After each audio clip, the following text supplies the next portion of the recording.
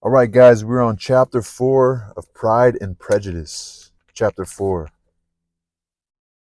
Volume 3, chapter 4. Pride and Prejudice.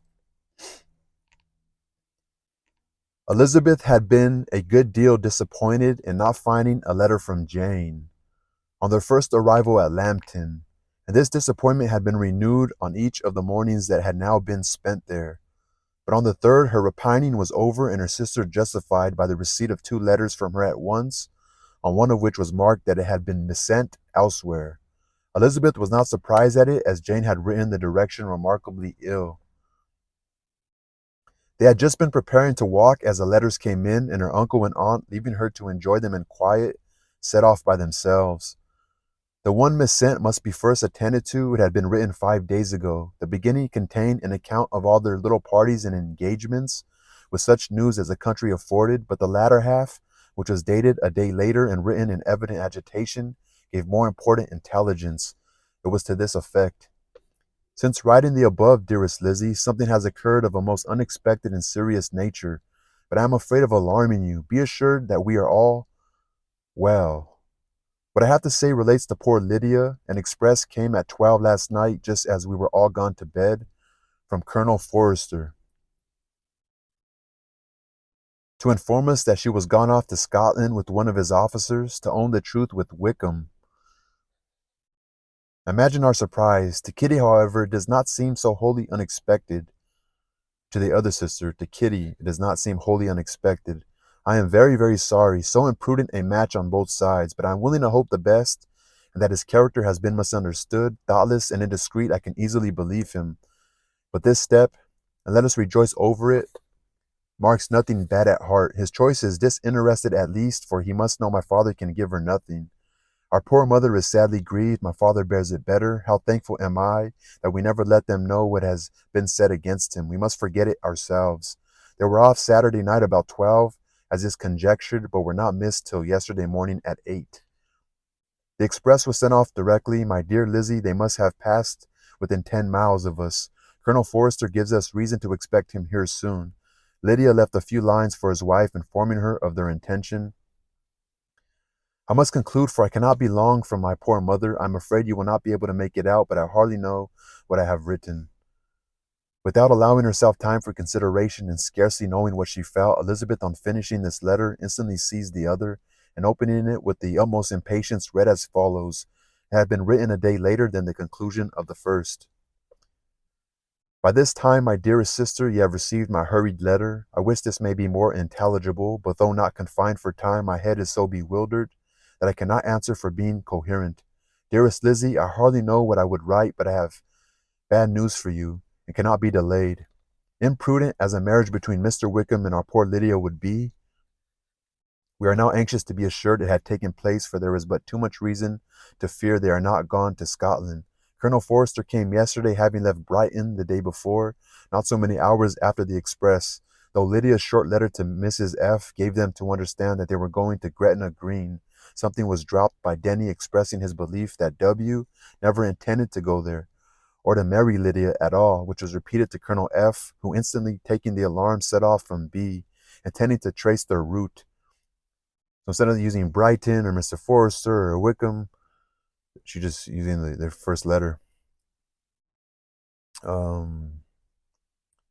He did trace them easily to Clapham, but no farther, for on entering that place they removed into a hackney coach and dismissed the chaise that brought them from Epsom. All that is known after this is that they were seen to continue the London road. I know not what to think. Making every possible inquiry on that side London, Colonel F. came on into Hertfordshire, anxiously renewing them at all the turnpikes and at the inns in Barnet and Hatfield, but without any success. No such people had been seen to pass through. With the kindest concern, he came on to Longbourn and broke his apprehensions to us in a manner most creditable to his heart. I am sincerely grieved for him and Mrs. F., but no one can throw any blame on them. Our distress, my dear Lizzie, is very great. My father and mother believe the worst, but I cannot think so ill of him. Many circumstances might make it more eligible for them to be married privately in town than to pursue their first plan. And even if he could form such a design against a young woman of Lydia's connections, which is not likely, can I suppose her so lost to everything? Impossible. I want to highlight that. I grieve to find, however, that Colonel F is not disposed to defend upon their marriage, or to depend upon their marriage. Anyway, so Lydia's connections, which is not likely, can I suppose her lost to everything? Impossible. I grieve to find, however, that Forrester, Colonel F, is not disposed to depend upon their marriage. He shook his head when I expressed my hopes and said he feared W was not a man to be trusted. My poor mother is really ill and keeps her room. Could she exert herself? It would be better, but this is not to be expected. And as to my father, I never in my life saw him so affected. Poor Kitty has anger for having concealed their attachment. But as it was a matter of confidence, one cannot wonder. I am truly glad, dearest Lizzie, that you have been spared something of these distressing scenes. But now, as the first shock is over, shall I own that I long for your return? I am not so selfish, however, as to press for it, if inconvenient. Adieu. I take up my pen again. To do what I have just told you I will not, but circumstances are such that I cannot help earnestly begging you all to come here as soon as possible. I know my dear uncle and aunt so well that I am not afraid of requesting it, though I have still something more to ask of the former. My father was going to London with Colonel Forrester instantly to try to discover her. What he means to do, I am sure I know not, but his excessive distress will not allow him to pursue any measure in the best and safest way, and Colonel Forrester is obliged to be at Brighton again tomorrow evening. In such an exigence, my uncle's advice and assistance would be everything in the world. He will immediately comprehend what I must feel, and I rely upon his goodness. So I think she's asking her to let her know, or like to let the uncle know what's going on.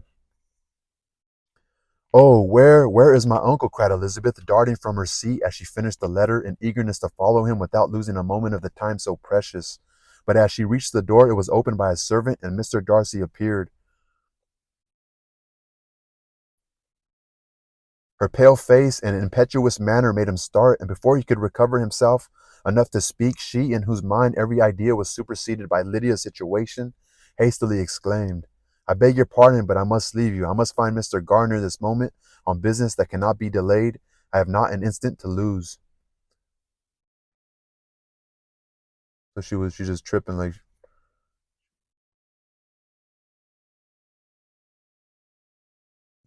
So he responds, Good God, what is the matter? Cried he with more feeling than politeness, than recollecting himself. I will not detain you a minute, but let me, or let the servant go after Mr. and Mrs. Garner. You are not well enough. You cannot go yourself. You cannot go yourself. So she's really stressed right now. Elizabeth hesitated, but her knees trembled under her, and she felt how little would be gained by her attempting to pursue them. Calling back the servant, therefore, she commissioned him, though in so breathless an accent as made her almost unintelligible, to fetch his master and mistress home instantly. On his quitting the room, she sat down, unable to support herself and looking so miserably ill that it was impossible for Darcy to leave her, or to refrain from saying in a tone of gentleness and commiseration, Let me call your maid. Is there nothing you could take to give you present relief? A glass of wine? Shall I get you one? You are very ill. No, I thank you, she replied, endeavoring to recover herself. There was nothing the matter with me. I am quite well. I am only distressed by some dreadful news which I have just received from Longbourn. She burst into tears as she alluded to it, and for a few minutes could not speak another word. Darcy, in wretched suspense, could only say something indistinctly of his concern, and observe her in compassionate silence. At length she spoke again. I've just had a letter from Jane, with such dreadful news. Sorry if I'm reading so fast. At length she spoke again. I have just had a letter from Jane with such dreadful news. It cannot be concealed from anyone. My youngest sister has left all her friends, has eloped, has thrown herself into the power of Mr. Wickham. They are gone off together from Brighton. You know him too well to doubt the rest. She has no money, no connections, nothing that can tempt him to. She is lost forever. Oh, no connections, nothing can tempt him, nothing that can tempt him to. She is lost forever. Oh, God. So she's saying they are gone off together from Brighton. You know him too well to doubt the rest. She has no money, no connections, nothing that can tempt him to. She is lost forever. So what do they expect? Like tempt him to do what? So he's just gonna have sex with her? Is that the issue? He's not really gonna marry her. He's just using her. So Darcy was fixed in astonishment. When I consider, she added in a yet more agitated voice, that I might have prevented it, I who know what he was, had I but explained some part of it only, some part of what I learnt to my own family, had his character been known, this could not have happened. But it is all too late now.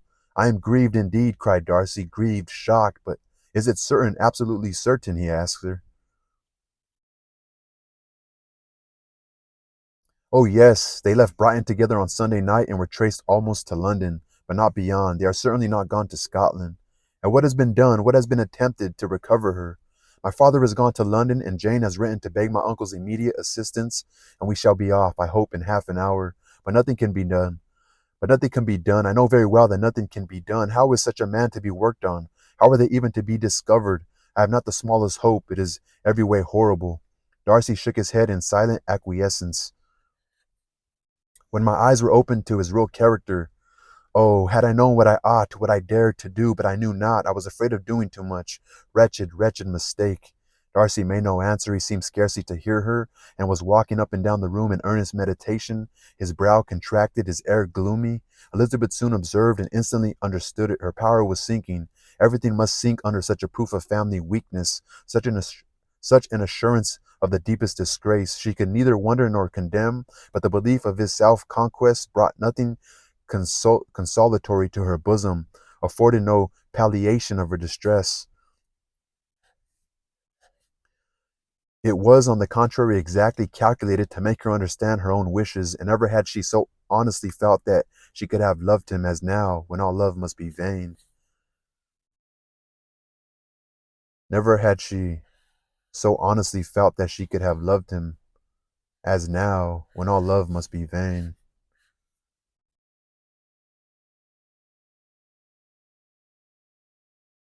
But self, though it would intrude, cannot engross her. Lydia, the humiliation, the misery she was bringing on them.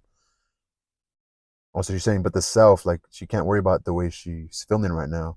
Though it, but self, though it would intrude, cannot engross her. Lydia, the humiliation, the misery she was bringing on them all, soon swallowed up every private care, and covering her face with her handkerchief, Elizabeth was soon lost to everything else, and after a pause of several minutes, was only recalled to a sense of her situation by the voice of her companion, who, in a manner which, though it spoke compassion, spoke likewise restraint, said, I'm afraid ye have been long desiring my absence, nor have nor have I anything to plead in excuse of my stay, but real, though unavailing concern. Would to heaven that anything could be either said or done on my part that might offer consolation to such distress, but I will not torment you with vain wishes which may seem purposely to ask for your thanks. This unfortunate affair will, I fear, prevent my sister's having the pleasure of seeing you at Pemberley today. Oh, yes, be so kind as to apologize for us to Miss Darcy. Say that urgent business calls us home immediately. Conceal the unhappy truth as long as it is possible. I know it cannot be long. He readily assured her of his secrecy, again expressed his sorrow for her distress, wished it a happier conclusion than there was at present reason to hope, and leaving his compliments for her relations, with only one serious parting look, went away. As he quitted the room, Elizabeth felt how improbable it was that they should ever see each other again on such terms of cordiality as had marked their several meetings in Derbyshire, and as she threw a retrospective glance over the whole of their acquaintance, so full of contradictions and varieties, sighed at the perverseness of those feelings which would now have promoted its continuance, and would formerly have rejoiced in its termination. So she's like trying to push her feelings aside. If gratitude and esteem are good foundations of affection, Elizabeth's change of sentiment will be neither improbable nor faulty. But if otherwise, if the regard springing from such sources is unreasonable or unnatural, in comparison of what is so often described as arising on a first interview with its object, and even before two words have been exchanged, nothing can be said in her defense, except that she had given somewhat of a trial to the latter method in her partiality for Wickham, and that its ill success might perhaps authorize her to seek the other less interesting mode of attachment. But that as it may, she saw him go with regret, and in this early example of what Lydia's infamy must produce, found additional anguish as she reflected on that wretched business. Never since reading Jane's second letter had she entertained a hope of Wickham's meaning to marry her. No one but Jane, she thought, could flatter herself with such an expectation. Surprise was the least of her feelings on this development. While the contents of the first letter remained on her mind, she was all surprise, all astonishment that Wickham should marry a girl whom it was possible he could marry for money, and how Lydia could ever have attached him had appeared incomprehensible. But now it was all too natural for such an attachment as this she might have sufficient charms, and though she did not suppose Lydia to be deliberately engaging in an elopement without the intention of marriage, she had no difficulty in believing that neither her virtue nor her understanding would preserve her from falling an easy prey. She had never perceived, while the regiment was in Hertfordshire, that Lydia had any partiality for him, but she was convinced that Lydia had wanted only encouragement to attach herself to anybody. Sometimes one officer, sometimes another had been her favorite, as her attentions raised them in her opinion. Her affections had been continually fluctuating, but never without an object. The mischief of neglect and mistaken indulgence towards such a girl. Oh, how acutely did she now feel it! The mischief of neglect and mistaken indulgence towards such a girl. Oh, how acutely did she now feel it! The mischief of neglect and mistaken indulgence. She was wild to be at home, to hear, to see, to be upon the spot, to share with Jane in the cares that must now fall wholly upon her, in a family so deranged, a father absent, a mother incapable of exertion, and requiring constant attendance. And though almost persuaded that nothing could be done for Lydia, her uncle's interference seemed of the utmost importance. Until he entered the room, the misery of her impatience was severe. Mr. and Mrs. Garner had hurried back in alarm, supposing by the servant's account that their niece was taken suddenly ill, but satisfying them instantly on that head, she eagerly communicated the cause of their summons, reading the two letters aloud and dwelling on the postscript of the last with trembling energy. Though Lydia had never been a favorite with them, Mr. and Mrs. Garner could not but be deeply affected.